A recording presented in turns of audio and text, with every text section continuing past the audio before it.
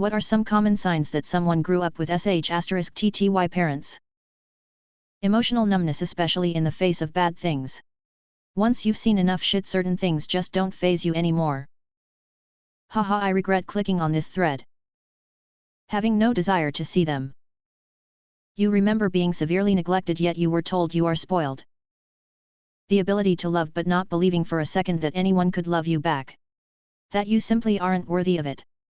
Storing up a lot of mental and emotional pain because you feel that nobody cares enough to listen. Lacking self-confidence in all areas of life, even ones you seemingly excel in by others' opinions. The complete inability to see yourself as worthy of anything at all. Getting defensive when asked to explain why you did something or why you chose to say what you said. Shutting people out or not pursuing a real connection with anyone because you feel that you are more of a burden to them than anything positive you could possibly offer to them.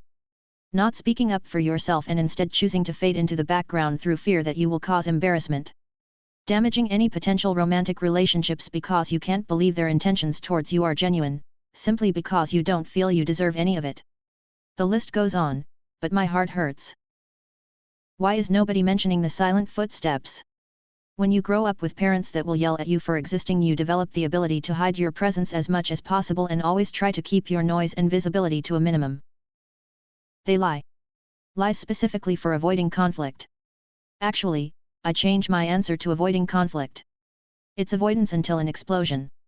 It's all they know. Edit, thanks for the silver.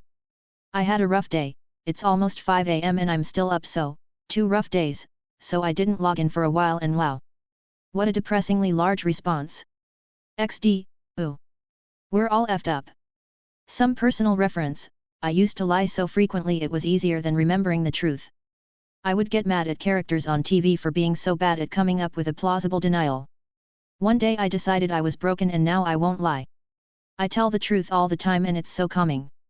My spouse, also shite parents, will lie about anything money related, thanks in-laws, but he's so bad at it and never covers his tracks. Like, come on. At least have some childhood trauma that makes you good at it. For real. He just says everything was on sale. I've gotten used to just ignoring anything he says about money. They don't understand simple gestures of kindness. Took my husband a long time to understand that my parents liked giving little gifts to people and doing things for them, that they weren't trying to insult him or us or make us feel incompetent, they were just showing affection. Edit, some people are focusing on the gift part of this, while I was trying to emphasize the kindness. Like, my dad, or brothers, offering to help or keep company when he mentioned he had to fix the deck or paint the shed or go to the junkyard for a car part. To him the offer was insulting and suspicious. To them it was just what you do to make someone's life easier. But in his family that notion didn't exist, so he couldn't figure out why it was happening, except he didn't think it could be a good reason. They are always trying to figure out what they did wrong and what they're supposed to be doing and how, while editing their own thoughts and feeling vaguely bad. Paranoia, the inability to trust others and obsessively overthinking every conversation they have. Also, speaking from a personal perspective, people that grew up with toxic parents continue to question their sanity and reality here and there from the continuous gaslighting. I'm starting to think my parents weren't the best parents. Not being able to remember the majority of their childhood. I'm talking about huge gaps of time you just cannot recall. I get it.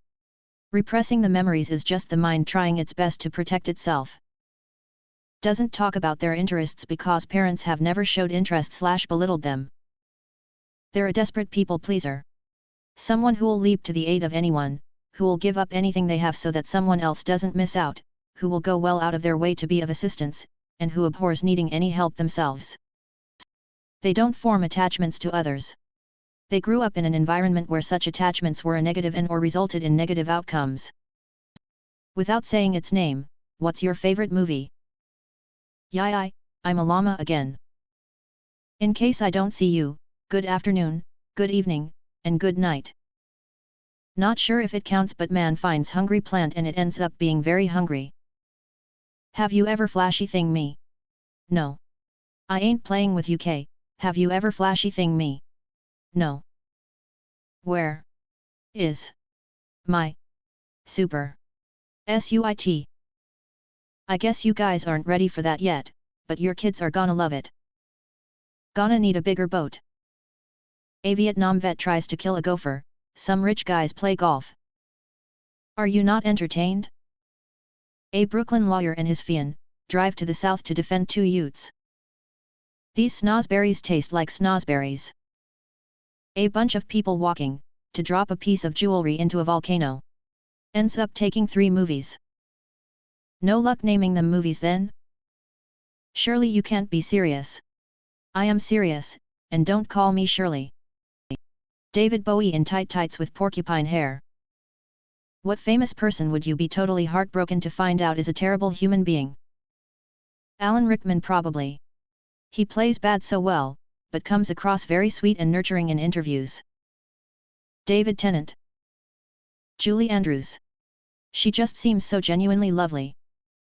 Alan Tudyk. He's my favorite scene-chewing villain, my favorite alien, my favorite chicken.